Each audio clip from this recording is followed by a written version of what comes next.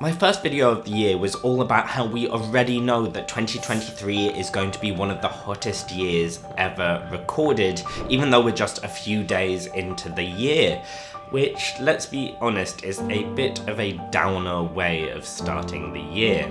So to offset that depressing video, today I want to talk about my personal favourite ever potential climate solution. Normally on this channel I focus on already established energy solutions, things we know are going to play key roles in decarbonising the world's economies. But today I want to talk about something a little bit more experimental, a little bit more cool, and oh my god, I already feel pretty excited about it because it's not often I talk about high-tech stuff on this channel. I'm Adam, a climate scientist with a PhD from Oxford, breaking down what you need to know about climate change. And normally when we talk about high-tech energy solutions, we think of things like fusion power or battery energy storage. But today I want to talk about something a little bit more grounded: wind power. Although, spoiler alert, what I actually want to talk about isn't grounded at all. The thing is, when we think of wind power, we think of the cute turbines we pass on the train, or maybe the little one on the building across the street from us. But the truth is that wind power has become mind-bogglingly impressive. There are two main categories of wind power: onshore and offshore. Onshore just means on land, and offshore means, well, off land, in the sea. Onshore wind turbines are getting bigger and cheaper, and I mean cheaper. For many parts of the world, getting energy from onshore wind is now cheaper than getting it from fossil fuels. And side note, for many parts of the world, the cheapest form of energy comes from solar PV panels, so win-win for renewables. But today I want to focus on offshore wind. Yes, it is more expensive, but today I want to focus on what I find cool. We can talk about the costs a bit more later. The first thing to mention about offshore wind turbines is that they can be absolutely massive. The biggest turbines are now around 300 meters tall. That's approaching the size of the Eifel Tower, but like spinning around. Ooh la la. Such massive turbines can produce massive amounts of energy. I mean, a single one of these bad boys can power 10,000 European homes. Oh my god, I feel like I'm becoming a car show presenter.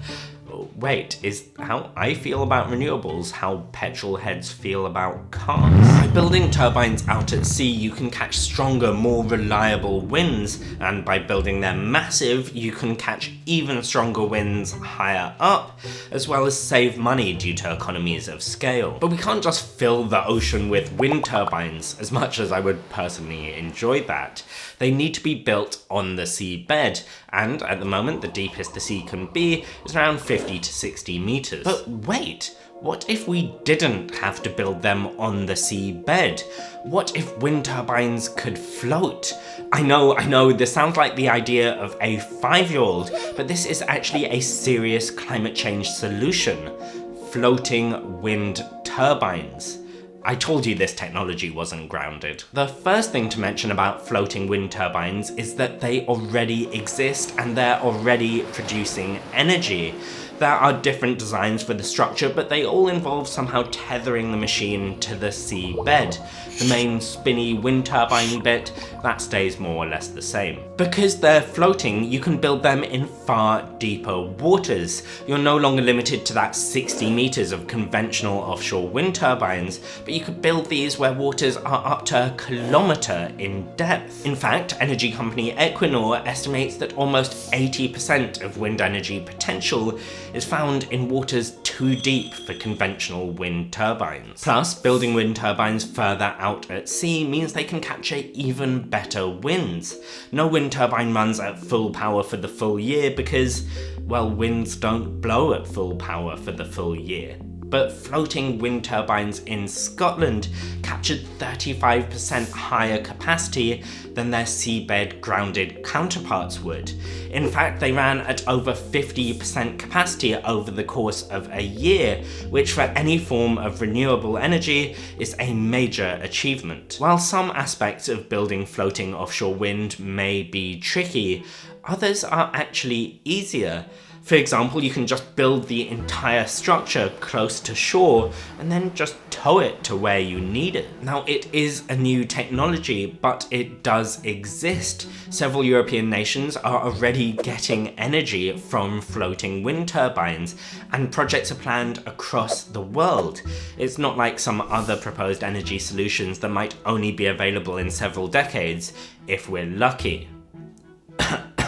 Of course, there are still technical details to work out and to improve, but the main challenge isn't making them, it's making them cheaper, because at the moment they are still quite expensive.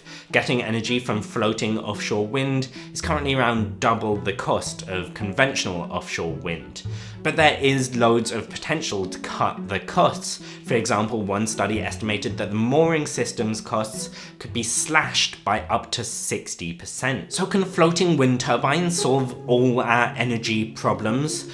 No, of course not. No single technology can decarbonize all the economies in the world, and what works in one context might not work in another. If anyone tells you they have the single solution to the climate crisis, I wouldn't trust that person or what they're trying to sell you. In this video, I'm not even trying to say that floating offshore wind is the best source of renewable energy. I'm just saying it's the one that I personally find coolest, and that I, for one, welcome our floating, spinning overlords. But wait, imagine if one country went to all the trouble of decarbonizing by building wind turbines and solar power and nuclear, and the rest of the world didn't even bother. Wouldn't that be rubbish? Well, it turns out that no, it wouldn't be rubbish, and that's because net zero is a no-brainer. Check out this video to see why. Okay, until next time, bye. Mind-bogglingly impressive.